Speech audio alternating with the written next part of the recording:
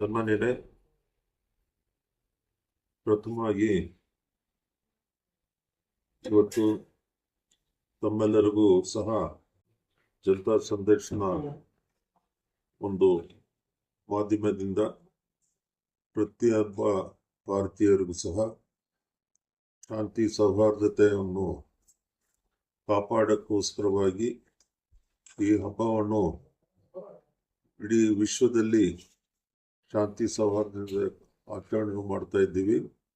ಈ ಸಂದರ್ಭದಲ್ಲಿ ರಂಜಾನ್ ಹಬ್ಬದ 30 ದಿವಸದ ಉಪವಾಸವನ್ನು ಆಚರಣೆ ಮಾಡಿ ಇವತ್ತು ನಮ್ಮ 26ನೇ ದಿವಸದ ಒಂದು ಹಬ್ಬದ ಪ್ರಯುಕ್ತ ಕುರಾನನ್ನು ಬೋಧನೆ ಮಾಡಿದ ಎಲ್ಲ ರೀತಿಯ ಜಗತ್ತಿಗೆ ಕುರಾನ್ ಬೋಧನೆ ಮಾಡಿ ಇದರ ಶಾಂತಿ ಸೌಹಾರ್ದತೆಯಿಂದ ಇಡೀ ಜಗತ್ತಿಗೆ ಶಾಂತಿಯನ್ನು ಉಂಟು ಮಾಡಲಿ ಅಂತ ಪ್ರಾರ್ಥನೆಯನ್ನು ಸಲ್ಲಿಸಿ ಇವತ್ತು ಇಡೀ ವಿಶ್ವಕ್ಕೆ ಒಂದು ನಮ್ಮ ಹಜರತ್ ಪೈಗಂಬರ್ ಮೊಹಮ್ಮದ್ ಸಲ್ಲಲ್ಲಾಹು ವಸಲ್ಲಂ ಅವರವರು ಕೊಟ್ಟಿರೋ ಸಂದೇಶದ ಮುಖಾಂತರವಾಗಿ ಈ ಭಾವವನ್ನು ಬಹಳ ವಿಜೃಂಭಣೆಯಿಂದ ಆಚರಣೆ ಮಾಡಿದ್ದೀವಿ. ಇದರ ಪ್ರಯುಕ್ತ ನಮ್ಮೆಲ್ಲರಿಗೂ ಸಹ ಹಬ್ಬದ ಶುಭಾಶಯಗಳನ್ನು ಬಯಸಕ್ಕೆ ಇಷ್ಟಪಡ್ತಾ ಇದ್ದೇನೆ. ಅದೇ ರೀತಿಯಾಗಿ ಇವತ್ತು ನಮ್ಮ ಭಾರತ ದೇಶದಲ್ಲಿ ಯುಗಾದಿ ಹಬ್ಬವನ್ನು ಸಹ ಈ ಸಂದರ್ಭದಲ್ಲಿ ಯುಗಾದಿ ಹಬ್ಬವನ್ನು ಸಹ ಇಡೀ ದೇಶಾದ್ಯಂತ ಆಚರಣೆ ಮಾಡ್ತಾ ಇದ್ದೀವಿ.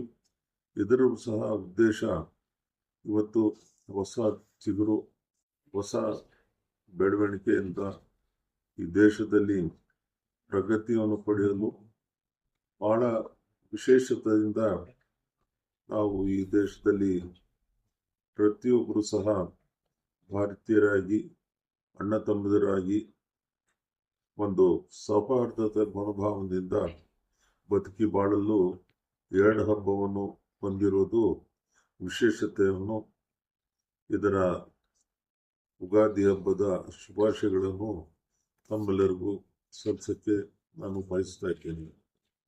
ಸ್ನೇಹಿತರೆ, ಇವತ್ತು ಇಡೀ ಜಗತ್ತಿನಲ್ಲಿ ಒಂದು ಮಿಡ್ಲ್ ಈಸ್ಟ್ನಲ್ಲಿ ಇರಾನ್ ಮತ್ತು ಇಸ್ರಾಯೇಲ್ ವಾರ್ ಪ್ರಯುಕ್ತ ಏನು ಅಶಾಂತಿ ಉಂಟಾಗಿದೆ, ಇದರಿಂದ ಬೆಲೆ ಏರಿಕೆಗಳು ಮತ್ತು ಗ್ಯಾಸಿನ ಬೆಲೆ ಏರಿಕೆ ಮುಖಾಂತರವಾಗಿ ಇವತ್ತೇನು ಅಶಾಂತಿಯನ್ನು ಉಂಟಾಗಿದೆ, ಅತಿ ಶೀಘ್ರದಲ್ಲಿ ದೇವರ ಒಂದು ಈ ಶಾಂತಿ ಸೌಹಾರ್ದತೆಯ ಹಬ್ಬ ಆಚರಣೆ ಆಗ್ತಾ ಇರೋದ್ರಿಂದ ಇದರ ಪ್ರಯುಕ್ತ ಈ ವಾರನ್ನು ದೇಶಾದ್ಯಂತ ಅತಿ ಶೀಘ್ರದಲ್ಲಿ ನಿಂತು ಇವತ್ತು ಫಲಸ್ತೀನಿನ ಜನಗಳಿಗೆ ಆಗ್ತಾ ಇರುವ ಅನ್ಯಾಯದ ಬಗ್ಗೆ ಅವರನ್ನು ಸಹ ದೇವರು ಶಾಂತಿ ಸೌಹಾರ್ದತೆಯನ್ನು ಕಾಪಾಡಲಿ ಅಂತ ಪ್ರಾರ್ಥಿಸಿ ಈ ಹಬ್ಬದ ಪ್ರಯುಕ್ತನೂ ಸಹ ಈ ವಾರನ್ನು ಅತಿ ಶೀಘ್ರದಲ್ಲಿ ನಿಂತರೆ ಬಹಳ ಈ ದೇಶಕ್ಕೆ ಶಾಂತಿ ತರಲು ಒಳ್ಳೆಯದಾಗ್ತದೆ ಅಂತ ಪ್ರತಿಯೊಬ್ಬರ ಒಂದು ಭಾವನೆಯನ್ನು ಸಹ ವ್ಯಕ್ತಪಡಿಸಕ್ಕೆ ಇಷ್ಟಪಡ್ತಾ ಇದ್ದೇನೆ. ಈ ಸಂದರ್ಭದಲ್ಲಿ ಇಡೀ ಭಾರತ ದೇಶದಲ್ಲಿ ಪ್ರತಿಯೊಬ್ಬರು ಸಹ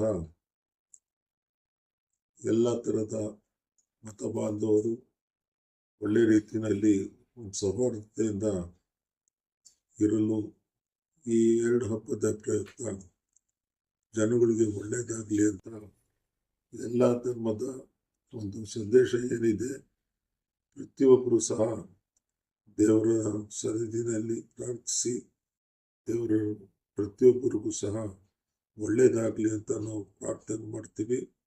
ಮತ್ತು ಅದೇ ರೀತಿಯಲ್ಲಿ ನಾವೆಲ್ಲರೂ ಸಹ ಏನು ನಾವು ಪ್ರಾರ್ಥನೆ ಮಾಡ್ತೀವಿ ಅದನ್ನು ಪ್ರಯುಕ್ತ ನಾವು ಅದನ್ನು ಆಚರಣೆ ಮಾಡಿ ನಮ್ಮ ಪ್ರತಿಯೊಂದು ಜೀವನದಲ್ಲಿ ಸಹ ನಾವು ಅಳವಡಿಸ್ಕೊಂಡು ನಮ್ಮ ಜೀವನವನ್ನು ಹಸನು ಮಾಡಿಕೊಂಡು ನಮ್ಮ ಸಂದೇಶ ನಮ್ಮ ಸಹೋದರರಿಗೂ ಸಹ ಒಳ್ಳೆಯದಾಗಲಿ ಅಂತ ನಾವು ಪ್ರಾರ್ಥನೆಯನ್ನು ಸಲ್ಲಿಸಬೇಕಾಗ್ತದೆ. ಈ ಸಂದರ್ಭದಲ್ಲಿ ಮತ್ತೆ ನಾನು ಈ ಮಾಧ್ಯಮದ ಮುಖಾಂತರವಾಗಿ ಇಡೀ ಸಹೋದರರಿಗೆ, ಎಲ್ಲ ಮತದಾರರಿಗೆ ಮತ್ತು ಎಲ್ಲ ಅಣ್ಣ ತಮ್ಮರಿಗೆ ದೇವರಲ್ಲಿ ಪ್ರಾರ್ಥನೆ ಸಲ್ಲಿಸಿ ಈ ಹಬ್ಬದ ಪ್ರಯುಕ್ತ ಪ್ರತಿಯೊಬ್ಬರು ಸಹ ಒಂದು ಶಾಂತಿ ಸೌಹಾರ್ದತೆಯನ್ನು ಕಾಪಾಡಿಕೊಂಡು ಈ ಹಬ್ಬದ ಪ್ರಯುಕ್ತ ಒಳ್ಳೆಯದಾಗಲಿ ಅಂತ ಆಚರಿಸಿ ನನ್ನ ಮಾತನ್ನು ಮುಕ್ತಾಯ ಮಾಡ್ತೇನೆ. ನಮಸ್ಕಾರ.